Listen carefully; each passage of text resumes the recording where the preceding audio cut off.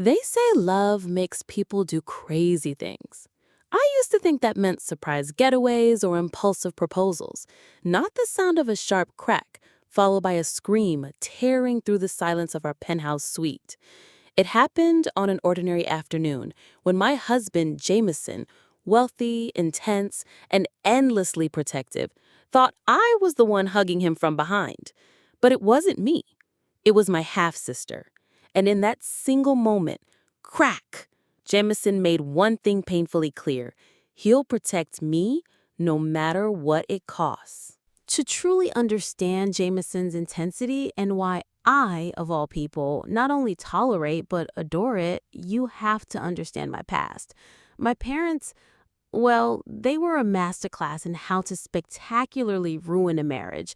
They were both unfaithful, their lives a revolving door of hushed conversations, slammed doors, and furious arguments that inevitably ended with them blaming me. "If it weren't for you, we'd have been divorced years ago," they'd shout, as if my very existence was a burden. Their love for me was a convenient excuse for their own misery, a narrative they clung to even as they tore each other apart. When they finally did split, my mother, Sarah, fought tooth and nail for custody of me. Not because she loved me, but because my father, Robert, was obligated to pay child support. A substantial sum, it turned out. Every month, that money came in, a lifeline meant for my care. And every month, it vanished, swallowed by my mother's whims and her new husband's expenses. I never saw a new dress, a toy, or even a properly cooked meal from that money. It was the kindness of strangers, our neighbors, who kept me clothed in hand-me-downs and fed me when my mother was too busy to care. Even my stepmother, bless her heart, secretly slipped me money for school supplies and clothes when she thought my mother wasn't looking. By the age of 7, I was washing my own clothes, cooking simple meals for myself. Summers were spent working odd jobs, saving every penny for textbooks and tuition. I built my life brick by painstaking brick, entirely on my own. My mother, meanwhile, lavished my half-sister, Chloe, with everything. Chloe, born to my mother and her second husband, was the golden child. Doting parents, every whim catered to, no expense spared. She was given the world while I was left to fend for myself. It's no wonder I became fiercely independent and, perhaps, a little cynical about human connections. I saw love, especially romantic love, as a fleeting illusion, destined to end in betrayal and heartbreak. A cruel joke. This cynicism, this deep-seated distrust, was the lens through which I viewed the world. Marriage, a construct designed to fail, a prison of unhappiness. I truly believed that until I met Jameson. Jameson. His official name is Jameson Hayes, but to me, he'll always be my madly in love husband. And yes, sometimes a bit of a mad dog. He calls it loyalty. His parents call it possessiveness, and I call it safety. Unprecedented, unwavering safety. When we first started dating, he laid it all out. He didn't hide his intensity. On the day he proposed, he didn't just offer a ring, he offered a fortress. "Have our child," he said, his eyes blazing with conviction, "and I will protect you. My mother knows how to swim. The house deed will be in your name. Our child will carry your last name. But best of all, don't worry about giving birth. I can't bear to see you suffer."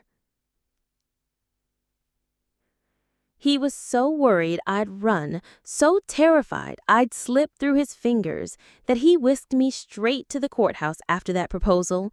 No engagement party, no long planning, just a rush to make it official.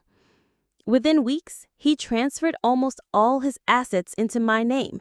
He called it giving me a full sense of security. And as I stared at the zeros in my bank account, a number so vast it felt unreal, I felt it, a deep, profound sense of security. Even his parents, a pair of delightful eccentrics in their own right, started swimming lessons. "Alice, dear," his mother had chirped, beaming at me, "it's a blessing that you agreed to marry our son. And swimming is good for us anyway. Don't you worry."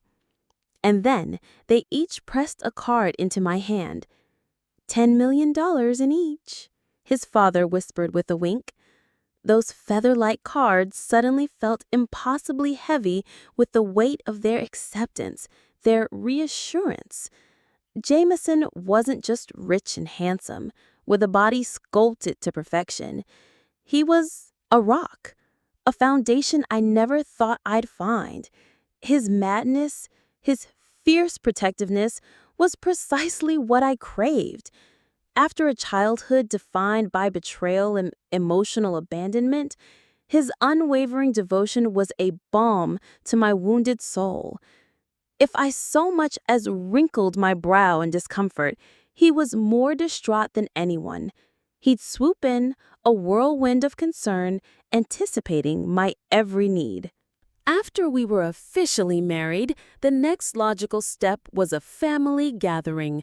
I braced myself, and rightly so, because the moment I introduced Jameson to my mother, Sarah, and Chloe, it was like throwing a piece of prime rib to a pair of hungry sharks.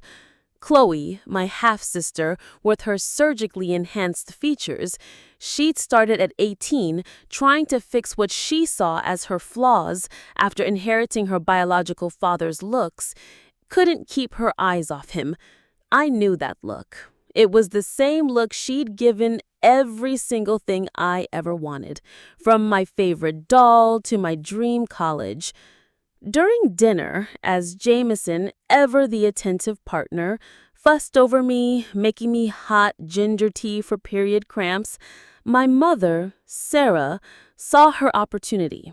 Her eyes, shrewd and calculating, had already assessed Jameson's worth. "Alice, dear," she began, her voice dripping with false sweetness, "your boyfriend is truly outstanding, but he's not quite right for you.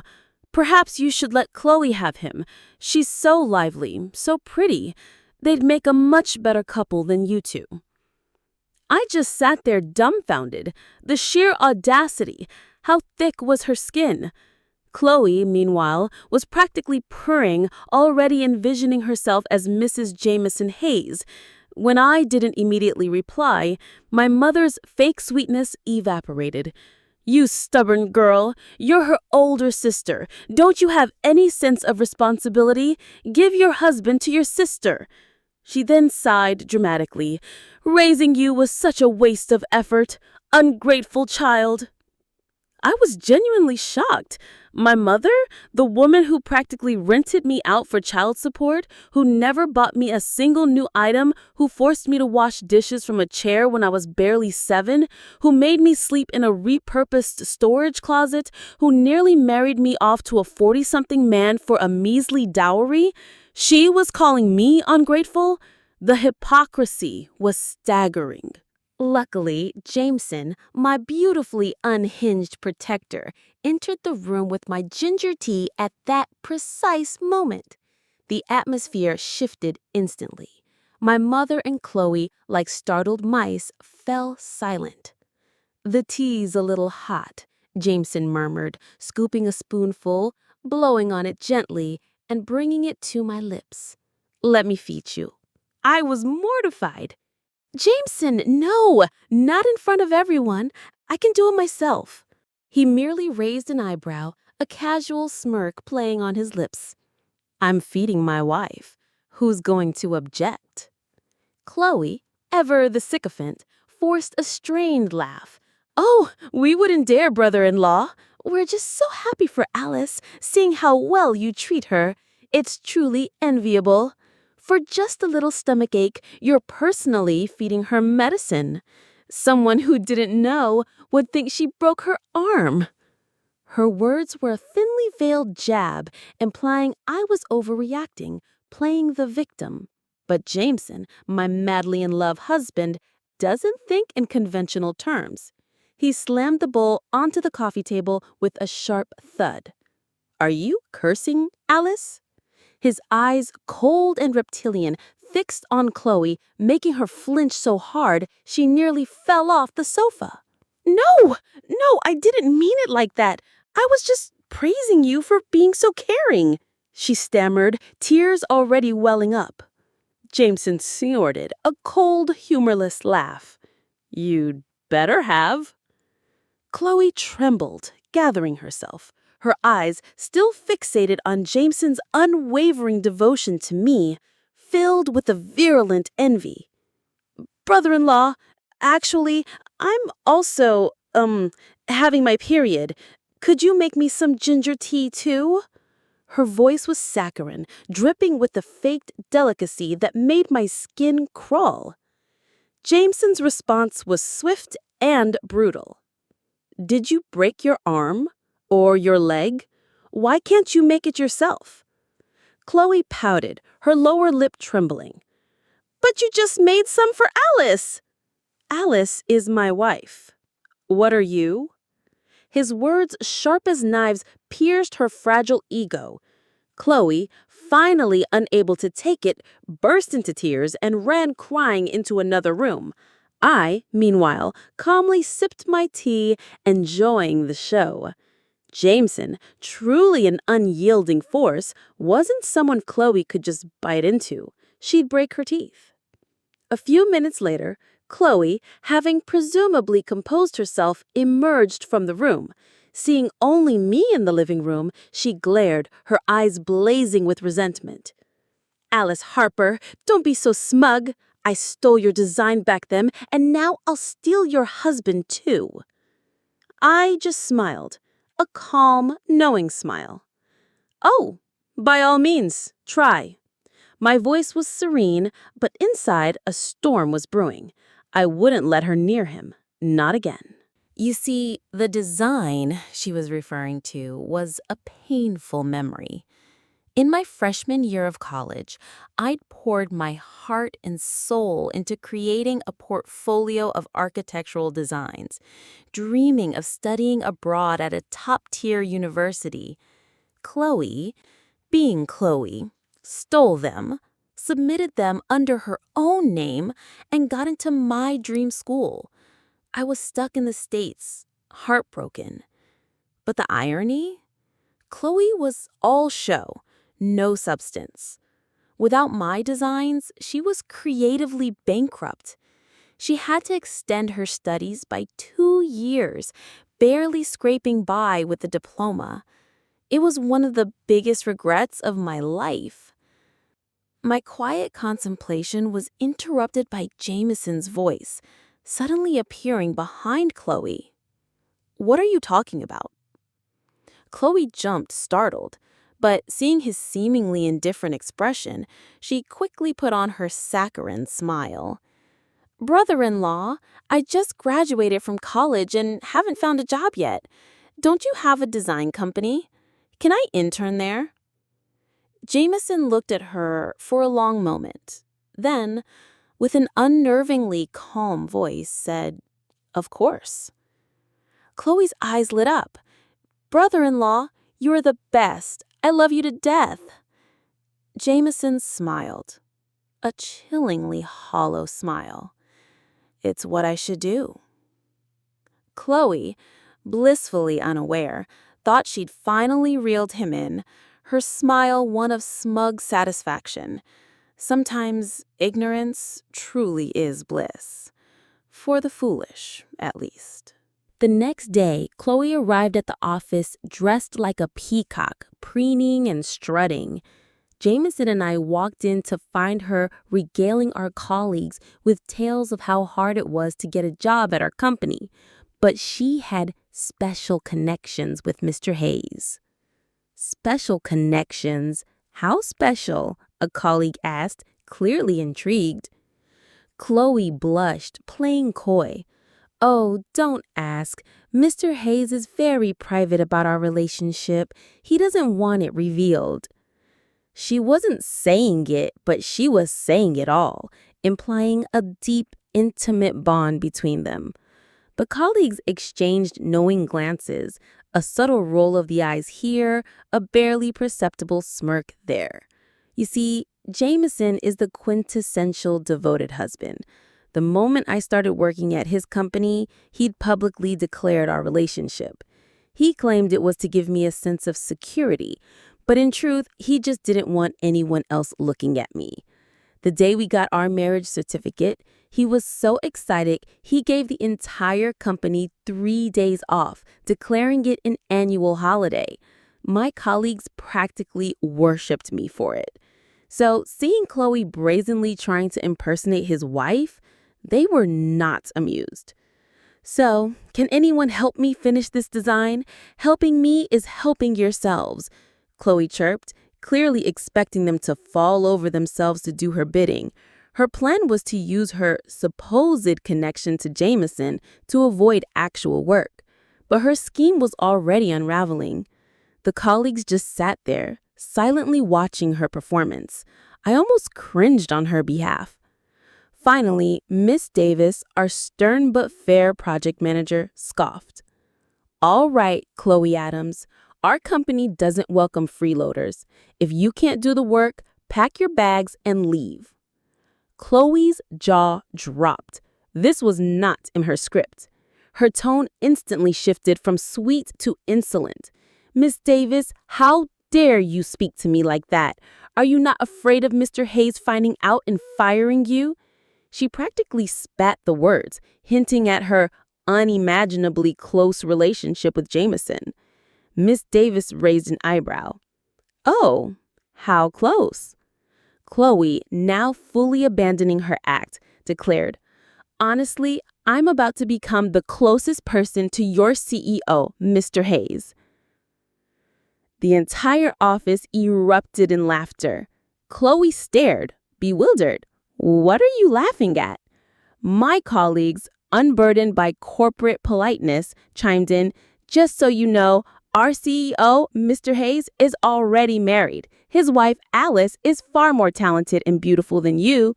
Our boss would have to be blind to look at you. Have you been reading too many romance novels? Pretending to be the boss's girlfriend? Do you really think we'd believe your idiotic lies? Are you truly that foolish, or are you intentionally insulting our intelligence?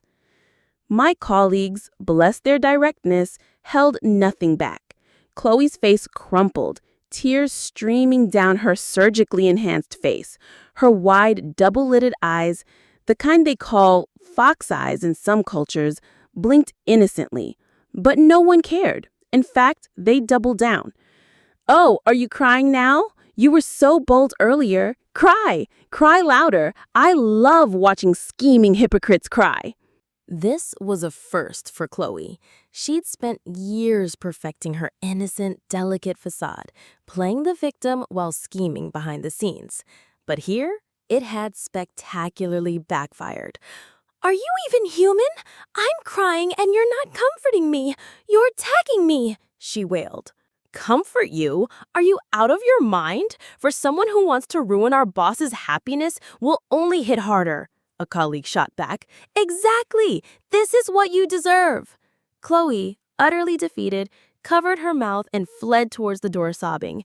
That's when she saw us, standing there, Jameson and me, watching the whole thing. Her face, already swollen from crying, somehow managed to thicken even further. Alice Harper, why are you here? She demanded. Because I work here, I replied deadpan. Chloe was flustered. Why didn't you tell me? Oh, I didn't know your face was thicker than a city wall. Didn't know you'd try to impersonate Jameson's wife. Sorry, did I ruin your plan? Chloe, mortified, quickly tried to backtrack. Alice, I didn't impersonate his wife. I just said we were close. He's my brother-in-law. Our relationship is naturally close. I wasn't lying. She then turned to Jameson, tears welling up again, trying to look pathetic. Mr. Hayes, Alice, you two have to vouch for me. They clearly misunderstood my relationship with Mr. Hayes and mocked me. I'm so upset. But Jameson wasn't falling for it. He simply scoffed. All right, everyone, you're smart. Don't put on a show. Chloe, still trying, stammered, Mr. Hayes, I didn't. Don't call me Mr. Hayes, Jameson said, his voice as cold as ice. I don't have a shameless sister like you. Has the term brother-in-law been erased from your dictionary? Chloe, once again, was reduced to tears by his bluntness. She glared at me as if her humiliation was my fault. Jameson, noticing her glare, added, his voice laced with menace, Chloe Adams, I only let you into this company out of respect for Alice. If you dare to harbor any improper thoughts, get out immediately. Yes, brother-in-law, she mumbled, her head bowed, before scurrying off to the restroom. Later, I found her in the pantry, glaring at me with raw hatred. Alice Harper, you're happy today, aren't you, seeing me humiliated? I smiled, a wide, genuine smile. Oh, you guessed? You're so smart.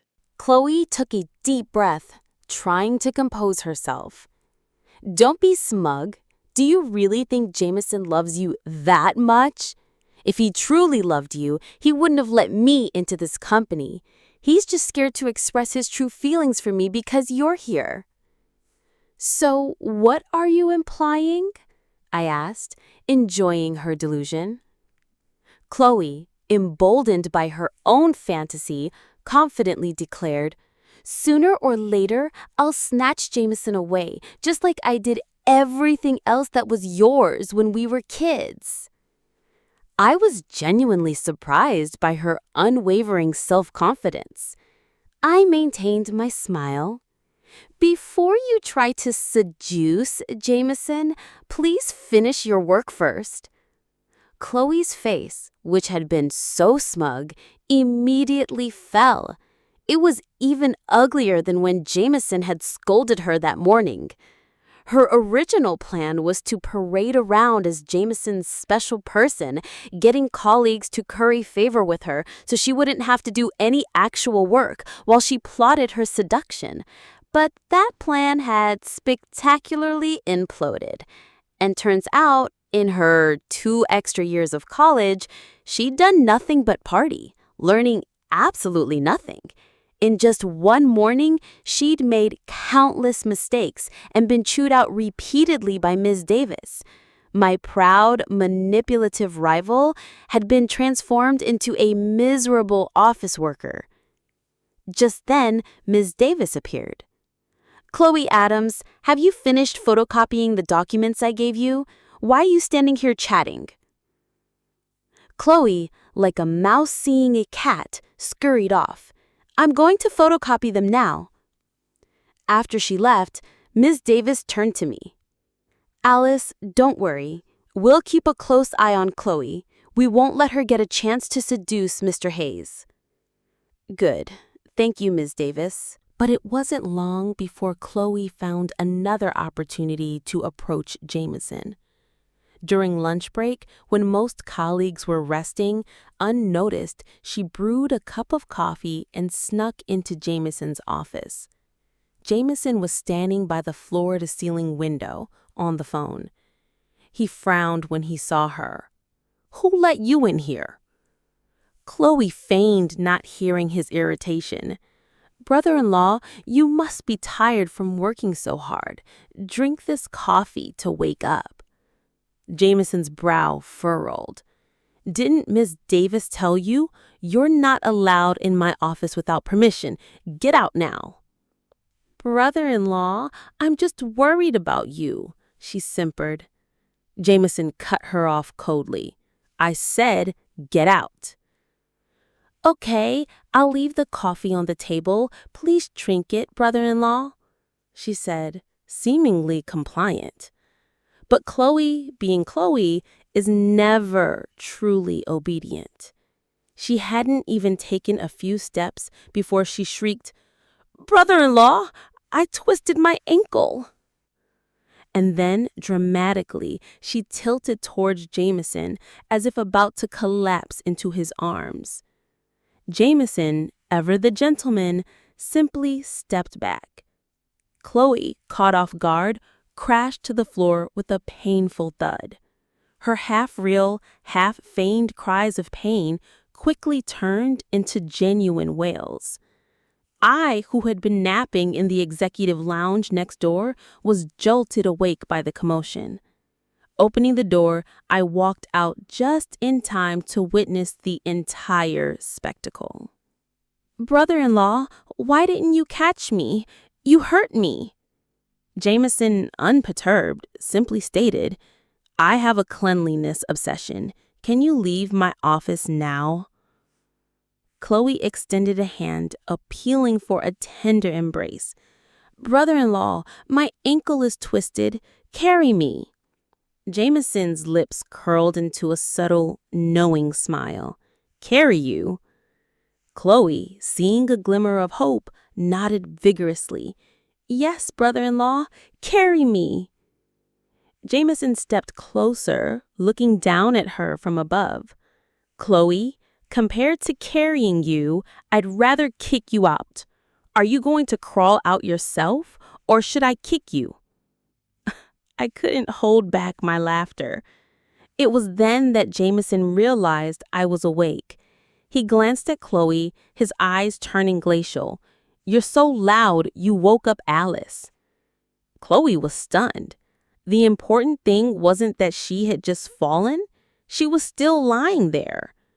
But Jameson's icy gaze was enough. It was like being stared down by a venomous snake, its tongue flicking. Her survival instincts kicked in, and she dared not complain anymore. She scrambled to her feet and hobbled out of the office.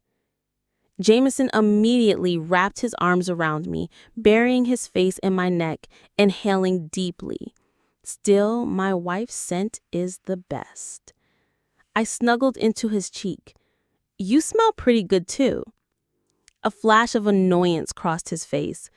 To get rid of her disgusting perfume, I had to use a lot of shower gel.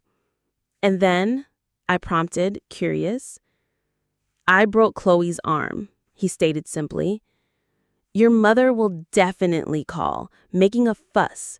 If she calls, you don't have to answer. I'll handle it." Honestly, having Jameson by my side truly gives me a sense of security.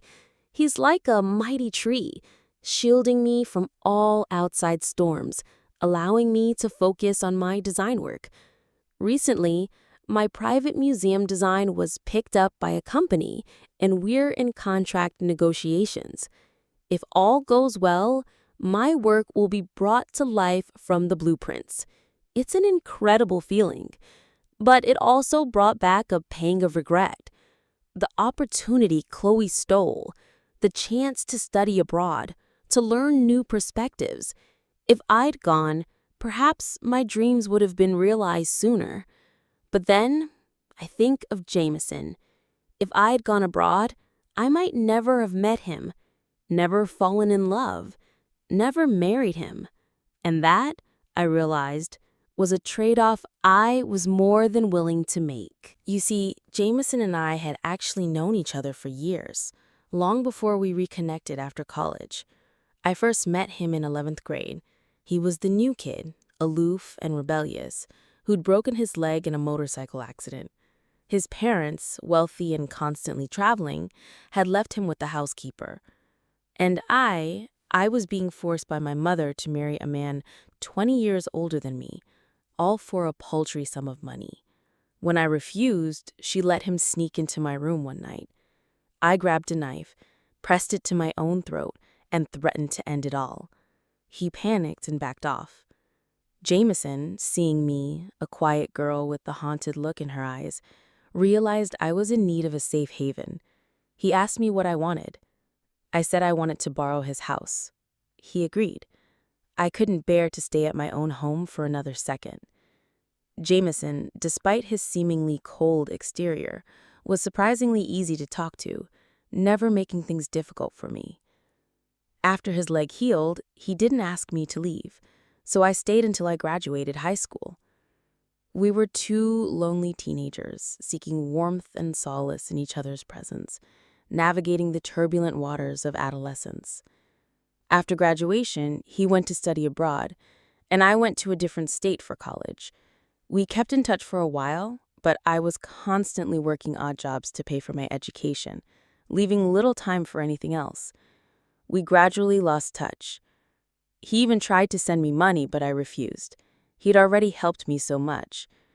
It wasn't until I graduated that I saw him again, right after he returned to the country. His pursuit was relentless, passionate, and utterly captivating.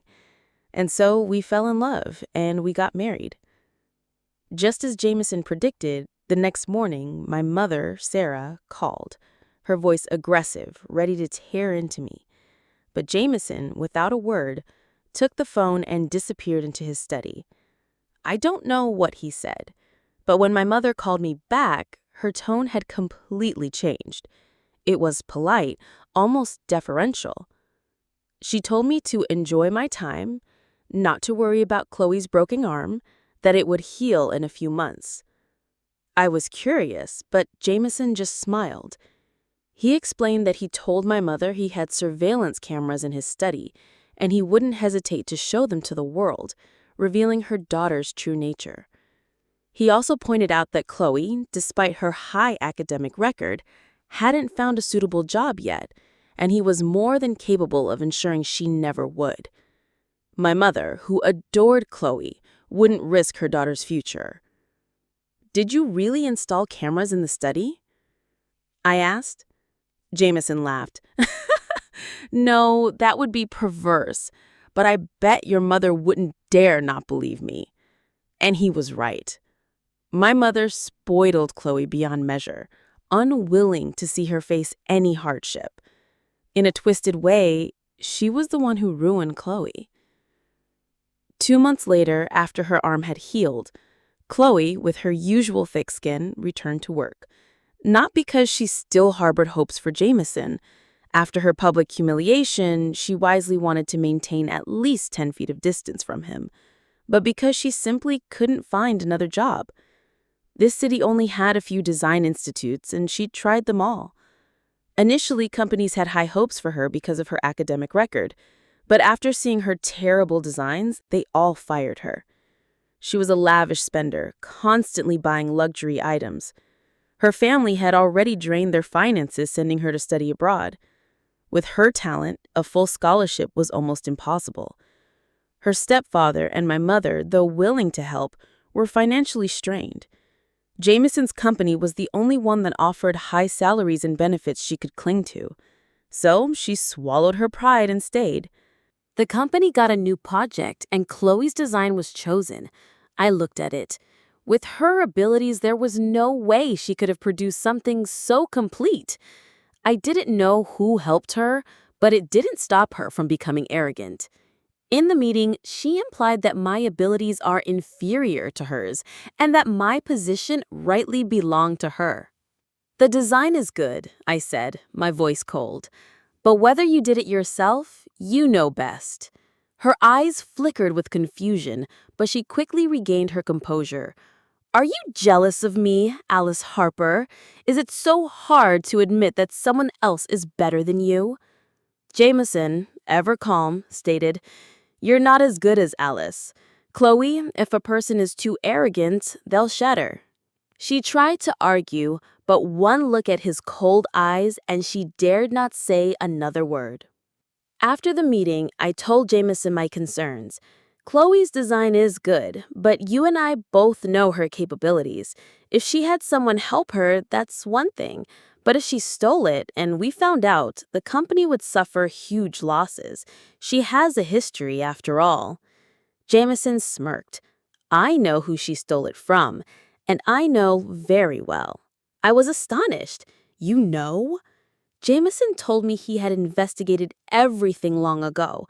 That year, Chloe stole my designs to study abroad, but her graduation project was so bad she almost didn't pass. Luckily, her father had a distant relative who was a professor, a research advisor, who also happened to teach her course. So her father paid a large sum to buy a student's work under his supervision and pass it off as Chloe's graduation project, allowing her to graduate smoothly. I was surprised. The student agreed to that? For a designer, their work is like their child. Almost no one would willingly hand over their child to someone else. They had to, Jameson explained. That professor was very strict with his students.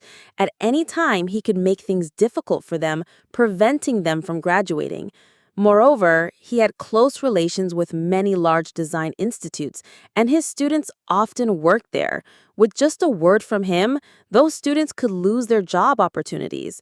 Out of fear and just wanting to graduate quickly to escape his control, they were forced to agree. I immediately understood, so Chloe's design this time was also bought from that professor. Exactly. And the student who was forced this time happens to be the son of my parents' best friend. My eyes lit up. You plan to let both the immoral professor and Chloe face the consequences? Yes. Chloe stole once, and she'll definitely steal again. Jameson glanced at Chloe, who was smugly smiling outside his office. As expected, she didn't disappoint me. I laughed. So this was the plan he'd spoken of before. He truly works on a grand scale, helping me get revenge while also getting rid of a villain. Jameson had once said that if Chloe didn't know her place, he'd play a game of chess to help me settle old scores. I hadn't asked for specifics, trusting that what he said he would do. Now, knowing his plan, I admired him even more. After our conversation, Jameson and I faced Chloe's increasingly arrogant demeanor with calm composure. As the saying goes, if you want to destroy someone, first let them become arrogant. Chloe was hurtling down a path of self-destruction, and I just needed to watch. Under Jameson's guidance, the company quickly signed a contract with the client, choosing Chloe's design. That evening, Chloe, smug as ever, invited her colleagues to dinner to celebrate. After too many drinks, she began to openly mock and insult them, essentially calling them all useless. Unable to tolerate her attitude, the colleagues left one by one. Chloe, losing face, reluctantly paid the bill and left. The next morning, she came to the office brimming with confidence, looking like someone walking on top of the world. Her face glowed as she greeted her colleagues, but they just looked at her with irritation. Finally, Miss Davis couldn't hold back. "Chloe Adams, you're in trouble." Chloe frowned. "Miss Davis, I know you're jealous of me. You're older, more experienced, but your work isn't as good as mine. Instead of being petty, you should try to improve your skills." A colleague next to them couldn't help but laugh. "Excellent? A copied work is excellent?" Chloe's face changed. "What do you mean?" Miss Davis handed her a link. "See for yourself." Chloe clicked on the link, scrolling through a few pages. Her face grew paler and paler, until finally her hands trembled so much she couldn't hold the phone. Jameson's friend's son had posted an expose accusing the corrupt professor of exploiting students in his research institute. He often forced them to work as personal servants, cleaning, picking up his children from school, even tutoring them. More seriously, the professor also sold students' work at high prices to others. The friend's son's work had also been taken and sold by the professor.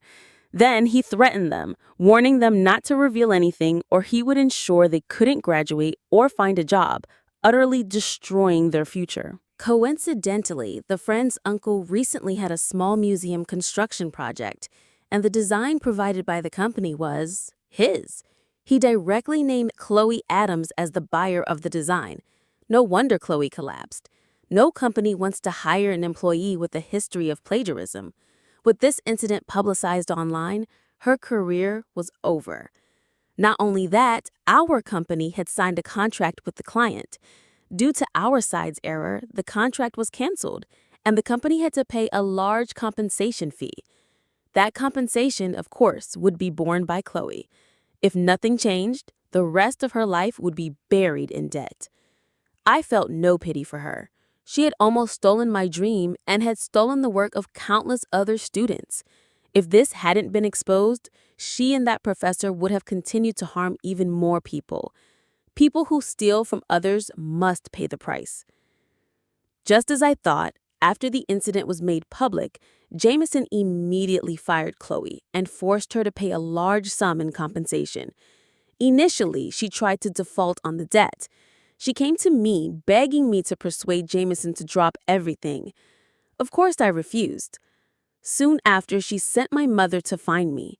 My mother, still believing I was a child she could scold at any time, immediately launched into a tirade. Alice Harper, do you even know how to be a sister? Your sister begged you like that and you wouldn't even help her? That compensation money is nothing to you. You're so ungrateful.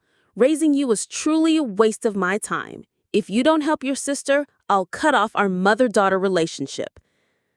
Jameson's eyes turned cold and he was about to step in, but I stopped him. This time, I would handle it myself. Then cut it off, I said calmly. I wish you would. My mother froze, stunned that her threat was so easily agreed to. You wicked girl! How can you be so heartless? You're abandoning your own mother for a bit of money? On the contrary, I replied. Do you deserve to be my mother? From childhood to adulthood, did you ever take care of me properly? Back then, you fought for custody of me from my father, promising to treat me well. But what did you do? You never took care of me. When I was 5 or 6, you made me stand on a chair to wash dishes, turning me into a maid. I had to sleep in a small room converted from a storage closet. You never bought me a single piece of new clothing. Most of my tuition was earned by me. If it weren't for compulsory education, you probably would have made me drop out of elementary school. And in 12th grade, you even tried to marry me off to a bald man over 40. My mother quickly cut me off. Why are you so resentful? Your mother was also a mother for the first time. It's unavoidable to make mistakes sometimes. Mistakes? You weren't confused at all, I said coldly.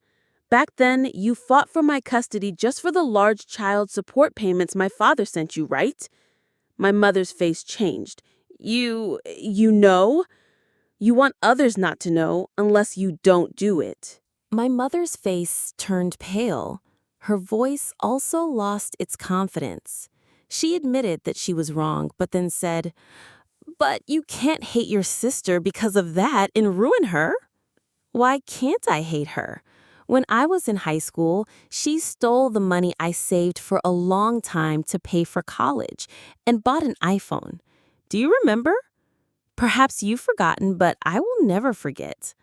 I demanded Chloe return the money, but my mother not only refused, she cursed me fiercely, saying that since I ate her food and used her things, what was wrong with buying a phone for my sister? She also stole your design and almost ruined your dream. My mother pouted. You're living well now, aren't you? Whether I live well or not has nothing to do with you and your family, I said calmly. On the contrary, all my misfortunes came from you all. I continued. Honestly, when I see Chloe in trouble, I'm very happy. I will never help her. And don't blame me anymore. Chloe ended up like this not because of me, but because you spoiled her rotten. Instead of blaming me, you should reflect on yourself. My mother tried to say something else, but I told the housekeeper to see her out. My mother, furious, stomped away, cursing me. I stood at the door, smiling. Don't worry, I'll live better and better. You should worry about your own daughter. Such a huge debt, your family won't be able to pay it off even if you sell everything. My mother's face turned white as a sheet. I returned inside. Jameson said nothing, just hugged me tightly. Jameson, I laughed. Cutting ties with her, I'm not sad at all. On the contrary, I feel very relieved. I've actually wanted to do this for a long time. Jameson's voice was low, deep, but I still want to hold you tight. For some reason, hearing him say that made my nose tingle. I cupped his face in my hands and kissed him hard. Jameson, I really, really like you. I rarely took the initiative like that, and his ears immediately turned red. I like you too, he whispered. Seeing his shyness, I laughed, resting my head on his shoulder. Jameson, having you is truly wonderful. After that, my mother and Chloe came to find me a few more times. But for those 3 months, I had an opportunity to study abroad, a professional development program, and Jameson, of course, came with me. So they never managed to see us. When we returned, my colleagues told me about Chloe's situation. Her family had sold their house to pay off her debt, but it was so huge they only managed to cover half. My mother and stepfather now worked 2 jobs each day at a construction site just to try and cover Chloe's debt. And Chloe? Unable to bear the hardship, she'd run away with some man she'd met online, disappearing without a trace. As for the corrupt professor, he was fired from the university and forced to compensate the students he'd exploited. He was condemned by society, like a rat fleeing across the street, chased and reviled by everyone. Miss Davis asked me, "Alice, how was your trip abroad this time? What did you gain?" I blushed. A huge gain. Not only did I gain knowledge, but I also gained a little one in my belly.